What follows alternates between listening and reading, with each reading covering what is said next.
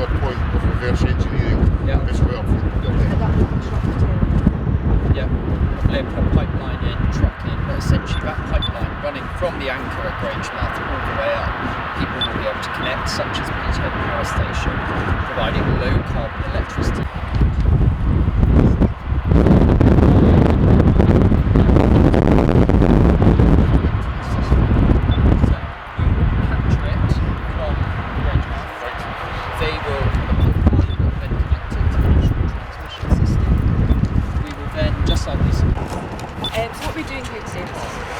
Scotland generates a huge amount of energy, far in excess of the energy requirements, but our people are not getting the benefit of that. And I want to make sure that Scotland's future is in Scotland's hands and our energy is in Scotland's hands, where we have control over our energy resources from the early days of the next SNP government, so that we can take decisions to make sure that Scotland's energy wealth works for the benefit of the people of Scotland through lower bills by using our energy wealth for the benefit of the people of our country.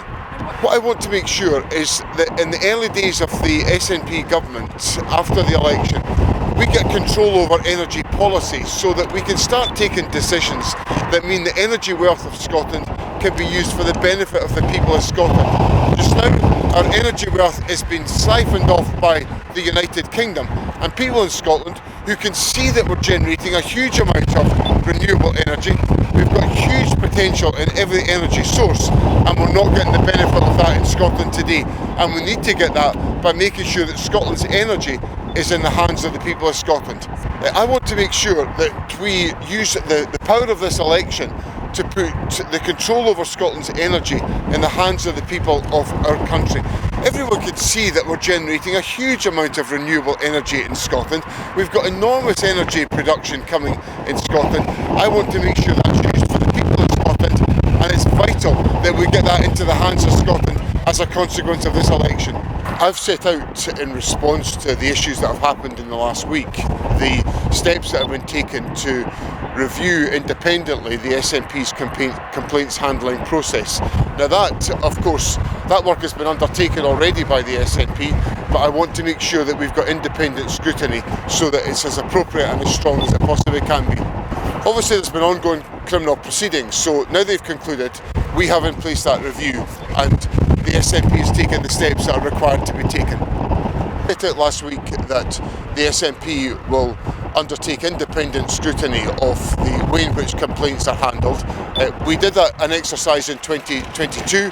I want to make sure that all of our approaches are absolutely appropriate, and that's what we're now going to do. There's obviously a process that we're going to go through to ensure that our complaints process is robust, that it's subject to independent scrutiny, and that's exactly what we're going to do. Well, it's fantastic. This is the full first week of the campaign, and the UK leader Kemi Badenoch is up here. And the reason she's up here is because our party supports Scotland's oil and gas industry. Aberdeen Harbour is the oldest business in Britain. It survived the Vikings, but I'm worried that under Ed Miliband and John Swinney's anti-oil and gas policies, it might not survive. There's a very real risk. One oil industry executive described to me the quiet annihilation of Scotland's oil and gas industry. We need to drill for the oil and gas in the North Sea. We need to bring down people's bills and have a proper future, not a renewables future that is based upon stopping the flow right now, which is in nobody's interest. Just look at the events around the world right now, the volatility, the spike in prices at the forecourts. So a third of the price of wholesale energy in the UK is due to net zero levies imposed by Ed Miliband and Sir Keir Starmer. That could be dealt with immediately. The VAT on fuel, the only people profiteering at the forecourt right now with these rising pump prices are the UK Labour government through VAT. That could be dealt with right now. There's a lot that could be done. And also, every single bit of gas coming out of the North Sea is used domestically. This myth that it's not being used in the UK market is just completely wrong. We need to drill for oil and gas. We need to support this fantastic world-leading industry on our doorstep and make the most of what we have, and that will help to fuel a just transition towards renewables. We know that John Swinney says that if the SNP get a majority at Holyrood, they'll push for a second independence referendum, but we also know it would take Keir Starmer allowing that to happen. If the SNP does win a majority, do you believe that Keir Starmer would allow a second independence referendum? Well, I think a lot of people are being quite complacent and a little bit naive about the threat of another independence referendum. The last thing Scotland needs is the division and damage of more constitutional wrangling. But of course, that's all John Swinney truly cares about. And there is a very real risk. If you don't vote Scottish Conservatives using your peach-coloured ballot paper to stop an SNP majority, there's a very real risk that John Swinney will turn up at Downing Street if he does get a majority, that nightmare scenario, and you've got a weak Prime Minister who will roll over as he's done so many times in the past. And just moving on again, you've admitted that you won't become First Minister in this election, and you've also said... Have I? Yes, you have. You said you're not run to be First Minister, right?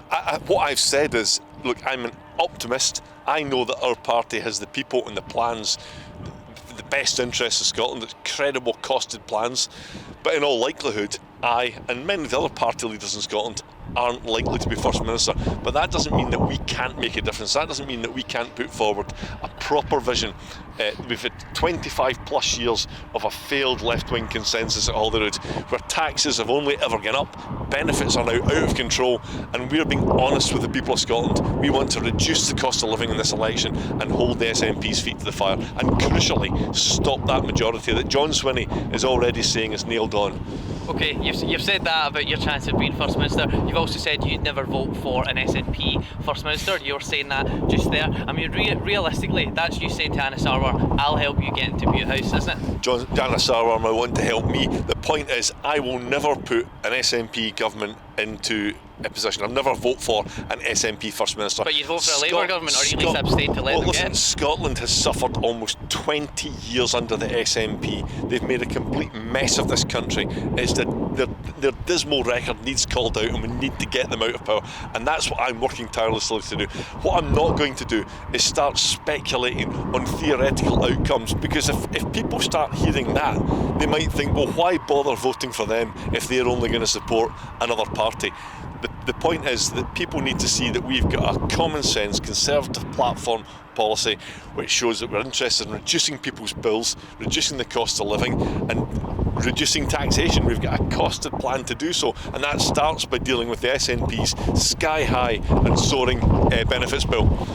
You're here today to get Britain drilling, but do you accept that drilling in the North Sea would do nothing to reduce prices for motorists or households unless you impose price controls rather than letting them be set by international markets? If we drill in the North Sea, we will get millions and billions in tax revenue, which we can use to subsidise household bills, and that's how we get the price down. And in fact, if our gas we could be getting before the winter, that could power up to 1.6 million households a year. That's very critical. You're not the only politician in the North East today. John Swinney is here, and he said that if he becomes First Minister again, he would push for the powers to control energy policy. Would you support that, and do you trust him to control Scotland's energy? I do not trust John Swinney to control Scotland's energy, because he does not want to drill on North Sea oil and gas. The SNP's policy is pretty non-committal. So if he took control of those powers, we would still not be drilling. What we need to do right now is allow new licenses, make sure that we can drill our own oil and gas in the North Sea and use those revenues to help the people of Scotland. And just moving on to Iran, would you support sending the Royal Navy in to keep the Strait of Hormuz open? And would you back Donald Trump if he was to send US troops to invade Karg Island? So sending troops to Karg Island is an escalation. What I want to see is a de-escalation of this war. I do not have the security and operational details to understand exactly what we would be sending our Navy to do in the Strait of Hormuz. What we do need to do is make sure that we're looking after the British national interest and that we can do everything within our power to deal with this oil price shock. The best thing we can do within our power right now is to start drilling our own resources, and that is North Sea oil and gas. We need to start now. It is becoming an emergency, and the reason why the government is not doing anything is because they brought in all these targets and they want to save face.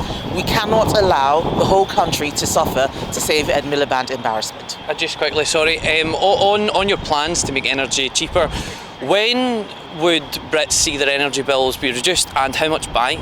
Well, what we're talking about on scrapping VAT on energy bills, we could do that immediately. So right now, the government has a choice, and they're they're making bad choices. Just like with the fuel duty rise, which they're planning, with everything that's going on, an oil price shock, we're seeing diesel almost doubling in price, and Rachel Reeves wants to price gouge consumers by adding an extra 5p on fuel duty. I think that's a disgrace. Thank you very much.